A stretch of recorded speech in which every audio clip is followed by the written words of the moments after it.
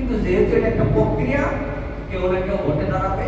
আমরা বলবো আপনার দৃষ্টিতে যে মানুষটা নামাজি, ইসলামী শরীয়তের বিপক্ষে যার কোনো অবস্থান নাই, ভালো মানুষ এবং তার প্রতিশ্রুতিগুলো আপনার কাছে মনে হচ্ছে গ্রহণযোগ্য, আপনার বিবেচনায় যদি তাকে সমর্থন করতে এরকম কাউকে সমর্থন করবে। মুসলিম কোন সন্তান আল্লাহ আল্লাহ রাসূল পছন্দ করে না, আলেম আমাকে কৌশলে গালি দেয়, কথায় কথায় বিনা কারণে ট্যাগিং করার জন্য দেশকে বিভক্তি করে রাজাকার নামের খেলা খেলে, এই সকল কোন মানুষের সমর্থন মুসলমান ছাত্ররা পেতে পারে না।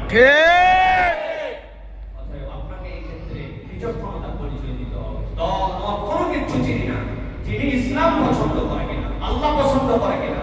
আর আরো সময় আছে, দুইটা জিনিস জিজ্ঞাসা করে নেবেন যে আপনি কি সমকামিতার সমর্থক কিনা, এটার পক্ষে আপনার অবস্থানটা বলেন। আর ইসলামী শরীয়তকে আপনি পছন্দ করেন কিনা, এই দুইটা বলেন, তারপরে দেখা যাবে।